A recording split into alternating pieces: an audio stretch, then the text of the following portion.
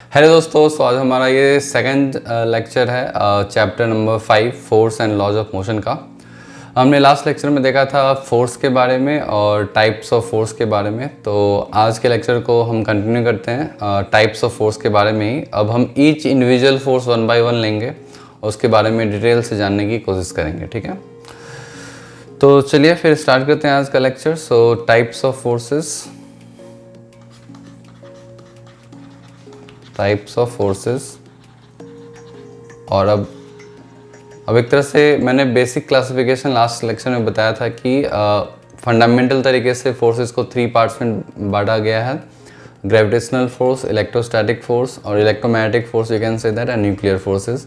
फिर contact nature के basis पे भी दो टाइप्स के फोर्स बांटे गए हैं, contact and non contact forces. And then फिर बैलेंसिंग नेचर के बेसिस पे क्लासिफिकेशन किया गया, balance force and unbalance force. Then system के बेसिस पे फोर्स को 2 पार्ट में बांटा गया, इंटरनल एंड एक्सटर्नल फोर्सेस, ठीक है। अब जो सारे फोर्सेस जो हम जनरली फिजिक्स में देखेंगे उन फोर्सेस को हमें स्टडी करना है। तो वन बाय वन मैं स्टार्ट करता हूँ। तो हमारा पहला फोर्स है नॉर्मल रिएक्शन, ठीक है। तो मैं लिख देता हूँ नॉर्मल रिएक्शन, ठीक है। यदि आप क्लास 11th में हो तो पहली बार में भी इसको सुनोगे। तो इसको हम कैपिटल एन से रिप्रेजेंट करते हैं, नॉर्मल रिएक्शन को। और ये क्या होता है, ये it's a push force, it's a push force. That means ये हमेशा पुश कर सकता है, ये पुल नहीं कर सकता है, ठीक है। तो इसको पुश फोर्स हम बोलते हैं। और इसकी मैं यदि डायरेक्शन की बात करूँ तो इसका डायरेक्शन जो है, direction is always perpendicular to contact surface और कॉन्टैक्ट सरफेसेस। और यदि मैं प्रिसाइजली बोलूँ तो इसका जो डायरेक्शन है, अब सपोज 2 कॉन्टैक्ट सरफेस ऐसे हुआ, सपोज इस पे जो कॉमन टेंजेंट होगी उस कॉमन टेंजेंट पे आप नॉर्मल डाल दो तो वो नॉर्मल इसकी डायरेक्शन होगी। या फिर यदि जनरली आपको तो ऑब्जेक्ट ऐसा ही दिखेगा कि सपोज एक मास दूसरे मास पे रखा हुआ है, तो जो नॉर्मल इस पे लगेगा, इसका कॉमन टेंजेंट ये हो गया और इस कॉमन टेंजेंट पे, दोनों कॉन्टैक्ट सरफेस के कॉमन टेंजेंट पे आप नॉर्मल डाल दो तो इसकी डायरेक्शन ये दोनों में से ऊपर या नीचे हो सकती है, ठीक है। तो इसका डायरेक्शन क्या है, direction is always perpendicular to the contact surface. और इसको हम कैपिटल एन से रिप्रेजेंट करते हैं। तो ये हमारा नॉर्मल रिएक्शन है, ठीक है। इसके हम मैग्नीट्यूड की बात नहीं करेंगे, ये डिपेंडिंग ऑन द क्वेश्चन आप इसको कैलकुलेट कर सकते हो। यदि मैं एग्जांपल ले लूँ इसका, तो सपोज मैंने एक इंक्लाइन प्लेन बनाया और वहाँ पे मैंने एक ऑब्जेक्ट को रख दिया। तो यहाँ 2 ऑब्जेक्ट है, इसका मास m1 है और इसका मास m2 है और ये ग्राउंड पे रखा हुआ है, ठीक है। ये हमारा ग्राउंड पे है। अब जो नॉर्मल होगा, एक तरह से ये जो m2 है, ये m2 ग्राउंड को पुश कर रहा है नीचे की तरफ। तो मैं ग्राउंड को बनाऊं, ये हमारा ग्राउंड है, तो ग्राउंड पे m2 का नॉर्मल लग रहा है। तो n2 is applying a normal force, m2 is applying a normal force on ground. तो मैं इसको सपोज n2 लिख देता हूँ, ठीक है। अब आगे पढ़ोगे न्यूटन थर्ड लॉ के बेसिस पे ग्राउंड भी उसको सेम अमाउंट से पुश करता है। तो यदि सिर्फ आप m2 का डायग्राम बनाओगे तो इस m2 को ग्राउंड भी सेम फोर्स से ऊपर डायरेक्शन में पुश करेगा। तो हमेशा ये पुश करता है, पुलिंग फोर्स नहीं है ये, ठीक है, सब पुश फोर्स। यदि मैं m1 का डायग्राम बनाऊं तो इस m1 पे कौन पुश कर रहा है, इस m1 को कौन पुश कर रहा है, इस m1 को m2 पुश कर रहा है इस डायरेक्शन में। तो इसका कॉमन टेंजेंट ये है, तो इस पर नॉर्मल ऐसे लग जाएगा। तो इसको हम n ऐसे रिप्रेजेंट कर सकते हैं, ठीक है। तो ये तो बात हुई नॉर्मल रिएक्शन की, या फिर इसको नॉर्मल फोर्स भी बोलते हैं। चलिए दूसरे फोर्स की बात करते हैं हम। तो हमारा दूसरा फोर्स है टेंशन फोर्स, ठीक है। तो मैं लिख देता हूँ टेंशन, और डायरेक्टली कभी कभी इसको सिर्फ टेंशन बोलते हैं या फिर टेंशन फोर्स भी आप बोल सकते हो। और इसको हम रिप्रेजेंट करते हैं कैपिटल T से। और ये है, और लास्ट मतलब पहले वाले में एक और पॉइंट मैंने मिस कर दिया था, इसको हम कॉन्टैक्ट फोर्स भी बोलते हैं क्योंकि it's a type of contact force, ठीक है। ये 2 ऑब्जेक्ट के बीच में ही लग सकता है, मतलब जब वो कॉन्टैक्ट में होते तभी लगता है। तो when 2 bodies are in contact the nature of force acting is normal reaction. ठीक है। तो ये भी हमारा टेंशन फोर्स जो है ये कांटेक्ट फोर्स है, मतलब ये जो टेंशन लगता है हमेशा दो ऑब्जेक्ट के बीच कांटेक्ट होना चाहिए, वो कांटेक्ट स्ट्रिंग से होता है बेसिकली। सो कांटेक्ट फोर्स है ये हमारा। और इसकी मैं डायरेक्शन की बात करूं, जैसे हमने देखा था कि it always acts along the length of the string. So it always acts along the length of string, ठीक है। और इट्स अ पुल फोर्स, सो ये टेंशन हमेशा पुल करता है ऑब्जेक्ट को ये खींचता है हमेशा, कभी भी ये पुश नहीं कर सकता है ये टेंशन, ठीक है। तो ये 3 पॉइंट्स आपको इस पे याद रखना है टेंशन फोर्स के बारे में, कि ये कांटेक्ट फोर्स है, मतलब ये दो ऑब्जेक्ट के बीच एक स्ट्रिंग से कनेक्शन होगा तो अब टेंशन फोर्स लगाएंगे हम, और ये जनरली स्ट्रिंग में लगता है, तो ये भी आप पॉइंट लिख सकते हो, इट एक्ट्स बाई और it is acted by a string. String इसमें चाहिए, स्ट्रिंग मतलब धागा आप बोल सकते हो या रोप बोल सकते हो, ठीक है। और इसकी डायरेक्शन हमेशा स्ट्रिंग के अलॉन्ग ही होगी, अब वो कैसा भी हो सकता है वो डिपेंडिंग ऑन द क्वेश्चन मैं आपको बताता हूँ। और ये हमेशा पुल करता है ऑब्जेक्ट को। चलिए मैं एग्जांपल ले लेता हूँ, सपोज मैं एक एग्जांपल लूँ, एक स्ट्रिंग से ये मास अटैच्ड है, ठीक है, एम मास। अब इस एम मास पे कौन सा फोर्स लग रहा है, यदि आपसे पूछा जाए इस एम मास पे सिर्फ बताओ आपकी सिस्टम ये है, मैंने सिस्टम के बारे में थोड़ा सा बात किया था, सपोज आपने सिस्टम ये बनाया, तो इस सिस्टम में कौन कौन सा फोर्स लग रहा है, तो एक तो ग्रेविटी लग रही है इस सिस्टम पे जो कि नॉन कॉन्टैक्ट फोर्स है, ग्रेविटेशनल फोर्स, और दूसरी फोर्स है, आप देखो इसका एक कॉन्टैक्ट पॉइंट यहाँ पे है जो कि स्ट्रिंग इसको ऊपर की तरफ पुल कर रहा है, तो हम ऐसे इसको बनाएंगे, ठीक है। चलिए एक और एग्जाम्पल लेते हैं हम, सपोज मैंने 2 मास बना दिया ऐसे स्ट्रिंग से अटैच्ड है, और मैं बोलूँ इस मास पे सपोज ये M2 है और M1 है, तो इस M2 पे कौन सा फोर्स लग रहा है आपको बताना है। तो इसमें लोग डायरेक्शन में मिस्टेक करते हैं क्योंकि उन्हें टेंशन के बारे में अच्छी तरह पता नहीं होता है। अब जो टेंशन है ऊपर से ये कनेक्टेड, यहाँ पे कॉन्टैक्ट पॉइंट, इसका 2 कॉन्टैक्ट पॉइंट है, एक ऊपर है और एक नीचे है।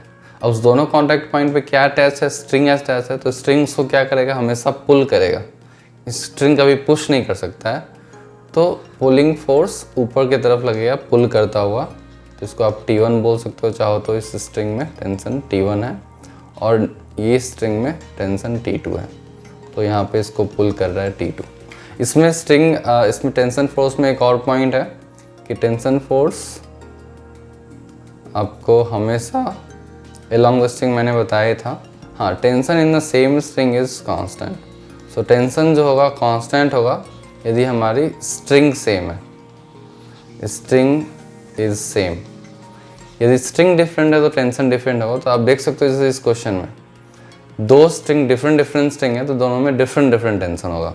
यदि सेम स्ट्रिंग होता, फॉर एग्जांपल ये सेम स्ट्रिंग है, तो इसके हर एक पॉइंट पे टेंशन सेम होगा। हम ये एज्यूम कर लेते हैं कि ये मासलेस स्ट्रिंग है, तब ये चीज़ हम बोल सकते हैं, ठीक है। तो इस तरह से हम फोर्स दिखा सकते हैं। सपोज आपको M2 का डायग्राम बनाना है, M1 का सॉरी, तो M1 पे कौन सा फोर्स लग रहा है, ये T2 लगेगा और ऊपर के डायरेक्शन में, तो आपको कंफ्यूज नहीं होना है। सेम T2 नीचे भी लग रहा है और ऊपर भी लग रहा है, इसका मतलब क्या है कि किसी बॉडीज पे फोर्स डिपेंड करता है, ठीक है। तो डिफरेंट बॉडीज पे सेम फोर्स डिफरेंट डायरेक्शन में लग सकती है। तो M1 को T2 ऊपर की तरफ खींच रहा है और ग्रेविटी नीचे की तरफ खींच रहा है, तो इस तरह से ये बैलेंस्ड है, ठीक है। तो ये तो हमारा टेंशन के बारे में बात हो गया। तो हमने समझ लिया कि टेंशन क्या है। अभी मैं एग्जांपल्स वगैरह जब हम लोग सीखेंगे इस चैप्टर में तो ये चीज़ें और क्लियर होगी। अभी मैं बस ब्रीफ दे रहा हूँ इस फोर्सेस के बारे में, ठीक है। तो आपने टेंशन सीख लिया, आपने नॉर्मल डायरेक्शन सीख लिया। तो चलिए अब एक और फोर्स देखते हैं जिसको हम बोलते हैं स्प्रिंग फोर्स, ठीक है। तो मैं लिख देता हूँ स्प्रिंग फोर्स, ठीक है। स्प्रिंग फोर्स को कैपिटल FS से रिप्रेजेंट करते हैं, मतलब कुछ भी से भी आप रिप्रेजेंट कर सकते हो, कभी कभी T से ही रिप्रेजेंट कर लेते हैं। तो स्प्रिंग फोर्स ये भी हमारा कॉन्टैक्ट फोर्स ही है, तो इसके बारे में मैं लिख देता हूँ this is a contact force. और आप देखे होगे इस तरह का स्प्रिंग होता है और स्प्रिंग से कुछ चीज़ अटैच कर दी जाती है। अब इसके बारे में जो है बात वो है, ये पुल भी कर सकता है और पुश भी कर सकता है। तो इट कैन पुल और पुश एन ऑब्जेक्ट। आप स्प्रिंग को कंप्रेस करोगे तो आपको क्या फील होगा? आपको फील होगा कि स्प्रिंग फोर्स आपको पुश कर रहा है, इस दोनों हैंड में डिफरेंट डायरेक्शन में पुश कर रहा है आपको। यदि आप स्ट्रेच करते हो तो आपको लगेगा कि ये स्ट्रिंग हमें पुल कर रहा है। तो इस तरह से इसको पुल एंड पुश फोर्स बोलते हैं। ये हमारा कॉन्टैक्ट फोर्स है और इसकी डायरेक्शन भी सेम ही होगी। इसकी डायरेक्शन होगी along the direction of spring, along the direction of spring, ठीक है, मतलब इसकी डायरेक्शन सेम डायरेक्शन में होगी।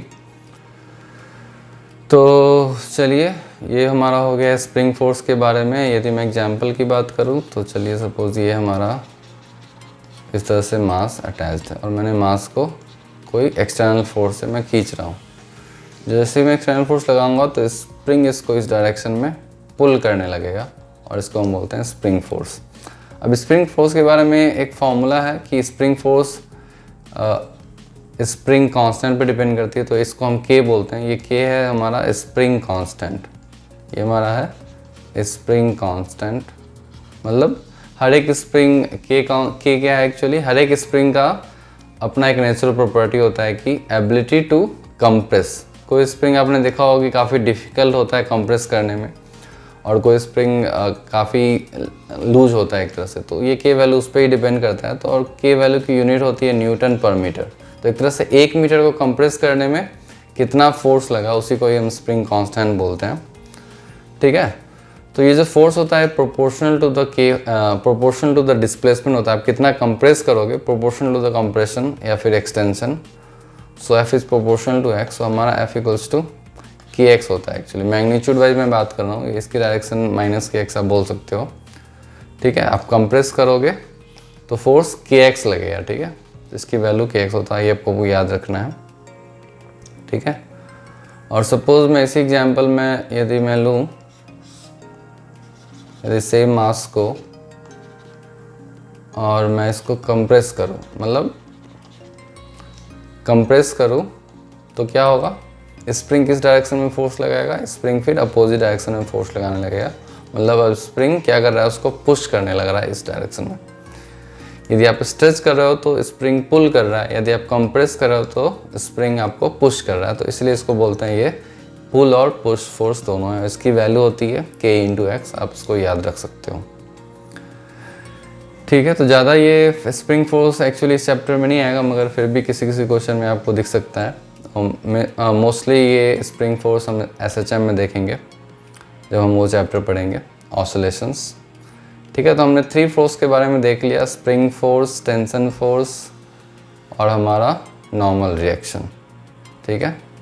अब चलिए एक और इम्पॉर्टेंट फोर्स है जिसको कि हम बोलते हैं फ्रिक्शनल फोर्स, जो कि बहुत ही इम्पॉर्टेंट है।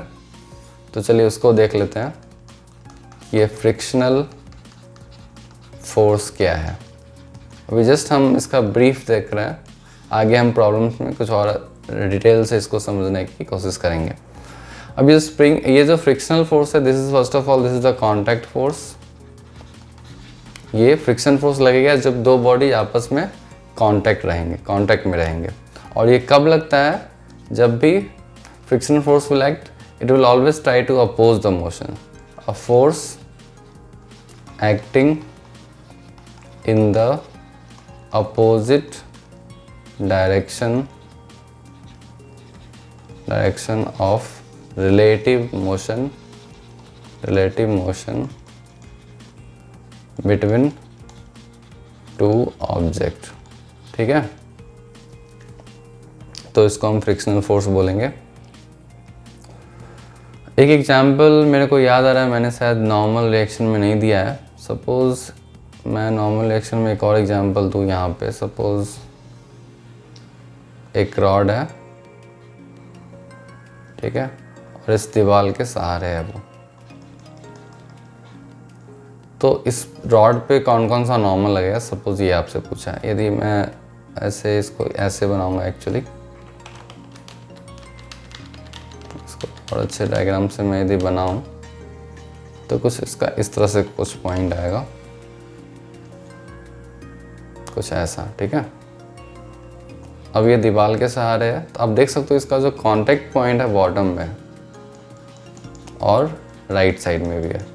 तो इस रॉड पे जो नॉर्मल लगाओगे तो ये कांटेक्ट पॉइंट का टेंजेंट हमारा ये होगा, तो इसका नॉर्मल ऐसा आएगा N1, और इस पॉइंट पे नॉर्मल इसका N2 आएगा। तो इसको भी आप ध्यान रख सकते हो, ठीक है। तो हम किसकी बात कर रहे थे? हम बात कर रहे थे फ्रिक्शनल फोर्स की। तो frictional force is a contact force और the force acting in the opposite direction of the relative motion of two object. और इसका डायरेक्शन जो है वो होता है हमेशा along the surface, और बोल सकते हो along the tangent drawn at the surface, उसके along में इसका हमेशा डायरेक्शन होता है। एक्चुअली एग्जाम्पल से समझते हैं। एक्चुअली फ्रिक्शनल फोर्स दो तरह के हैं, तो पहले टाइप्स को देख लेते हैं। एक को बोलते हैं स्टैटिक फ्रिक्शन और एक को बोलते हैं हम काइनेटिक फ्रिक्शन, ठीक है। काइनेटिक फ्रिक्शन का दूसरा नाम है डायनेमिक फ्रिक्शन और स्टैटिक फ्रिक्शन को हम बोल देते हैं लिमिटिंग फ्रिक्शन ऑल्सो, कभी लिमिटिंग फ्रिक्शन, ठीक है। अब इसको समझते हैं क्या है दोनों एक्चुअली। अब जब भी फ्रिक्शन फोर्स लगे या तो स्टैटिक होगा या तो काइनेटिक होगा, ठीक है। अब स्टैटिक का मतलब हुआ कि फ्रिक्शनल फोर्स जब लग रहा है जब बॉडी रेस्ट में, जब दोनों बॉडी एक दूसरे के रेस्पेक्ट में मूव नहीं कर रहे हैं, ठीक है, तो उस समय जो फोर्स लगेगा उसको हम स्टैटिक फ्रिक्शन बोलेंगे। तो अ frictional force acting between two bodies, आप इसको लिख सकते हो अ frictional force acting between two bodies और टू सर्फेसेस, आप बोल सकते हो between two bodies when they are not moving with respect to each other। Relative motion उनके बीच नहीं हो रहा है या फिर वो बिल्कुल रेस्ट पे हैं, तो ऐसे केस में हम फ्रिक्शनल फोर्स जो लगेगा उसको स्टैटिक फ्रिक्शन बोल देंगे। आप यदि मैं एग्जांपल इसका लूँ तो सपोज़ एक बॉडी रखा हुआ है और आपने उस पर फोर्स लगाना स्टार्ट किया। सपोज़ इसका मास 10 kg है, आपने फोर्स सपोज 10 न्यूटन लगा दिया और बॉडी मूव नहीं किया। ऑब्वियसली सपोज एक बड़ा सा एक अलमीरा है, आप उसको फोर्स लगा रहे हो, धीरे से लगा रहे हो, तो वो मूव नहीं किया। थोड़ा और तेज़ी से लगाया फिर भी वो मूव नहीं किया। फोर्स तो उस पर लगा, तो फिर वो मूव क्यों नहीं किया? क्योंकि अपोजिट डायरेक्शन में फ्रिक्शनल फोर्स लग रहा था, और जो फ्रिक्शनल फोर्स लग रहा था अपोजिट डायरेक्शन में, यहाँ पे दिखा रहा हूँ, सेम डायरेक्शन में 10 न्यूटन फ्रिक्शनल फोर्स लग रहा था, ठीक है। अब जो नीचे जो ग्राउंड है और जो बॉडी का दोनों का जो सरफेस है, इसकी एक कैपेसिटी है एक्चुअली मैक्सिमम फ्रिक्शन फोर्स की, और वो कैपेसिटी डिपेंड करता है नेचर ऑफ द सरफेसेस पे, ठीक है, और प्लस उस पर कितना वेट आप डाल रहे हो, एक तरह से उस पर डिपेंड करता है। तो हम इसकी बात करेंगे, ठीक है। तो सबसे पहले काइनेटिक फ्रिक्शन का भी हम डेफिनेशन बता देते हैं। तो काइनेटिक फ्रिक्शन बोलते हैं या फिर डायनेमिक फ्रिक्शन, तो friction force acting between two bodies when they are moving with each other, moving with respect to each other. यदि सपोज सेम बॉडी है और मैंने फोर्स लगाया और ये बॉडी मूव करने लगा, सपोज एक्सेलरेट होने लगा, तो उस समय जो फ्रिक्शनल फोर्स लगेगा वो उस समय भी फ्रिक्शनल फोर्स अपोजिट डायरेक्शन में ही लगेगा, मगर इस तरह के फ्रिक्शन फोर्स को हम काइनेटिक फ्रिक्शन बोलेंगे और इसको हम Fk से रिप्रेजेंट करेंगे और यहाँ हम इसको Fs से रिप्रेजेंट करेंगे, ठीक है। अब चलिए इसके फॉर्मूला को देखते हैं कि स्टैटिक फ्रिक्शन में क्या फॉर्मूला आता है और काइनेटिक फ्रिक्शन में क्या फॉर्मूला आता है। तो जो फ्रिक्शनल फोर्स है, जो हमारा इन जनरल फ्रिक्शनल फोर्स वो डिपेंड करता है दो चीज़ पे, एक the nature of surface, nature of roughness आप बोल सकते हो, या फिर नेचर ऑफ सरफेस। वो दोनों का जो बॉडी कितना रफ है और कितना मतलब एक तरह से उस तरह का उसका नेचर क्या है उस पर डिपेंड करता है। और दूसरा फैक्टर है नॉर्मल रिएक्शन। बिना नॉर्मल रिएक्शन के फ्रिक्शन फोर्स नहीं लगेगा, तो उस पर ऑब्वियसली 10 kg का वेट जो है वो कुछ उस पर पुश फोर्स लगा रहा होगा उस सरफेस पे, तो उस सरफेस का जो नॉर्मल रिएक्शन है उस सरफेस पे लग रहा नॉर्मल रिएक्शन उस पर डिपेंड करता है, ठीक है। तो चलिए सबसे पहले स्टैटिक फ्रिक्शन की बात करते हैं। तो स्टैटिक फ्रिक्शन का जो होता है वैल्यू, उसकी मैक्सिमम वैल्यू की हम बात कर लेते हैं। इसकी मैक्सिमम वैल्यू जो होती है वो म्यू टाइम्स नॉर्मल रिएक्शन होता है, ठीक है। ये स्टैटिक फ्रिक्शन की मैक्सिमम वैल्यू। तो जो स्टैटिक फ्रिक्शन जो लगता है वो हमेशा इस रेंज में लगता है, 0 से लेके म्यू टाइम्स नॉर्मल रिएक्शन, ठीक है। मतलब उसकी वैल्यू एक तरह से फिक्स्ड नहीं होती। तो स्टैटिक फ्रिक्शन की क्या बारे में क्या हम बोल सकते हैं कि it is a variable force, it is a variable force, ठीक है। और म्यू हो गया, म्यू को हम बोलते हैं कोएफिशिएंट ऑफ फ्रिक्शन, म्यू को हम बोल देते हैं कोएफिशिएंट ऑफ स्टैटिक फ्रिक्शन, और म्यू एस भी आप इसको लिख सकते हो, कोएफिशिएंट ऑफ स्टैटिक फ्रिक्शन, ठीक है, राइट। और अब यदि ध्यान से देखोगे ये दोनों जो ऑब्जेक्ट जो रखी हुई है इस ग्राउंड पे, इसको यदि आप माइक्रोस्कोपिक व्यू देखोगे तो कुछ ऐसे आपको दिखेगा। ये एक तरह से इंटरलॉकिंग है दोनों ग्राउंड के और इसके बीच में। इस इंटरलॉकिंग के कारण वो उस पर मतलब यदि वो रफ है ज़्यादा तो इंटरलॉकिंग ज़्यादा होगा और बॉडी मूव नहीं कर पाएगा। तो एक तरह से आप ध्यान से देख सकते हो इसको, तो एक दूसरे पे ये नॉर्मल फोर्स ही लगा रहा है डिफरेंट डिफरेंट डायरेक्शन में, और नॉर्मल फोर्स के कारण वो एक तरह से मूव नहीं कर पा रहा है, ठीक है। और एक तो नीचे का तो नॉर्मल लग ही रहा है।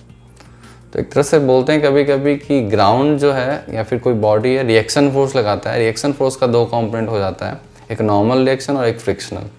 तो ठीक है, उसकी चर्चा हम बाद में कर लेंगे, ठीक है। तो it is a variable force. Suppose मैं कोई ऑब्जेक्ट 10 kg को मैंने रखा, ठीक है, और मैंने इसका कोएफिशिएंट ऑफ फ्रिक्शन मैंने दे दिया 0.2। तो आप निकाल सकते हो इसकी maximum value of static friction क्या हो जाएगी।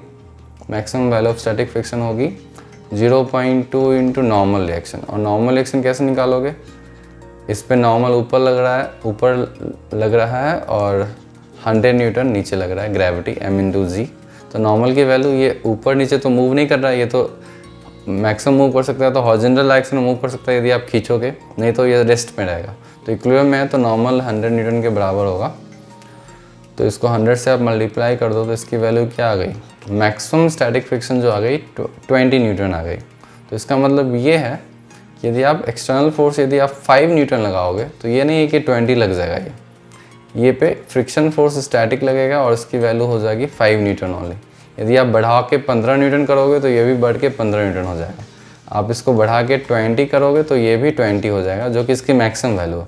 इसके आगे आप बढ़ाओगे, सपोज आपने बढ़ा दिया अब 100 न्यूटन, तो क्या होगा, बॉडी को अब मूव करना पड़ेगा क्योंकि इसकी मैक्सिमम जो स्ट्रेंथ थी फ्रिक्शन की लगाने की वो लग गया। तो मैक्सिमम फ्रिक्शन कितना लग जाएगा, 20 न्यूटन लग जाएगा और बॉडी इस डायरेक्शन में मूव करने लगेगा।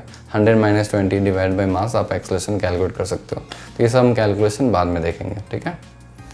तो ये था हमारा स्टैटिक फ्रिक्शन के बारे में, ठीक है। अब हमने स्टैटिक फ्रिक्शन देख लिया। अब इसकी काइनेटिक फ्रिक्शन की बात करें तो काइनेटिक फ्रिक्शन जो है इसकी फॉर्मूला भी म्यू के इंटू एन आता है, और जनरली स्टैटिक फ्रिक्शन का कोएफिशिएंट होता है, इसको हम बोलते हैं coefficient of kinetic friction, kinetic friction. तो जनरली म्यू एस हमारा म्यू के बराबर होता है जनरली। यदि सिर्फ म्यू आपको गिवन है, ओनली म्यू क्वेश्चन में गिवन है, तो आप दोनों को लगभग सेम एज्यूम कर सकते हो, वरना म्यू एस और म्यू के आपको एज्यूम करता है। और generally in general mu s equals to approximately mu k होता है, but practically mu s is greater than mu k, slightly greater than mu k, ठीक है। तो ये हमने देख लिया। अब जो काइनेटिक फ्रिक्शन होता है ये हमेशा मैक्सिमम वैल्यू लगता है, ठीक है। सपोज आपने बॉडी, अब जब बॉडी जैसे लास्ट केस में बॉडी मूव करने लगा था तो हम बोलेंगे कि ये अब स्टैटिक फ्रिक्शन नहीं है, अब ये बॉडी मूव कर रही है तो ये काइनेटिक फ्रिक्शन में कन्वर्ट हो गया। तो जब बॉडी मूव करने लगता है तो वो काइनेटिक फ्रिक्शन लग जाता है उस पर। तो काइनेटिक फ्रिक्शन की वैल्यू हो जाती है म्यू टाइम्स नॉर्मल रिएक्शन। आप इसको सिंपली याद रख सकते हो, ठीक है। फ्रिक्शन फोर्स के बारे में हम और डिटेल में पढ़ लेंगे जब हम चर्चा करेंगे एक्चुअली इस पे प्रॉब्लम्स की, फ्रिक्शनल फोर्स के प्रॉब्लम्स की, ठीक है। तो आपने देख लिया कि फ्रिक्शन फोर्स के बारे में कि ये कांटेक्ट फोर्स है और ये अपोजिट डायरेक्शन में लगता है और इसकी डायरेक्शन अलोंग द सरफेस होती है, ठीक है। स्प्रिंग फोर्स भी आपने देख लिया, आपने टेंशन फोर्स देख लिया आपने। तो ये फोर्सेस के बारे में आपको जानकारी होनी चाहिए, तभी आपको आगे का चैप्टर समझ में आएगा, ठीक है। तो मैंने फर्स्ट 2 लेक्चर्स में यही फंडामेंटल आपको दिया है। तो बाकी आगे के चैप्टर में हम अब बात करेंगे एक फ्री बॉडी डायग्राम की, ठीक है। तो चलिए हम, और रही बात ग्रेविटेशनल फोर्स की, तो आई थिंक उसमें बताने की ज़रूरत नहीं है, आई थिंक आपको पता ही होगा। यदि मैं ग्रेविटेशनल फोर्स की बात करूं, ग्रेविटेशनल फोर्स जिसको हम ग्रेविटी बोलते हैं, तो सिंपली वो आप F=mg आप लगा सकते हो, और ये इसकी डायरेक्शन जो होगी डाउनवर्ड होगी, ठीक है। डायरेक्शन इसकी डाउनवर्ड आप mg लगा सकते हो, ठीक है। और ये एक नॉन कॉन्टैक्ट फोर्स है, it is a non contact force. तो ठीक है, आई थिंक आज के लेक्चर के लिए इतना ही। आगे के लेक्चर में हम फ्री बॉडी डायग्राम को समझेंगे, ठीक है। तो चलिए मिलते हैं नेक्स्ट क्लास में।